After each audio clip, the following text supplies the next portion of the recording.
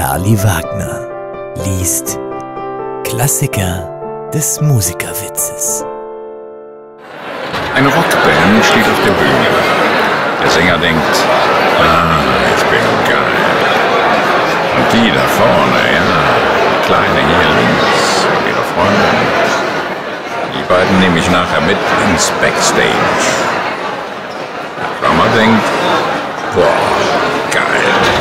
Ich groove heute wieder wie ein Tier. Und da wäre doch noch Platz für ein 7. Tomtom. Aber hier, da könnte ich auch noch 2 Splashbecken sehen. Der Gitarrist denkt, und gleich mache ich dann ein Tapping-Solo. Der Bassist denkt,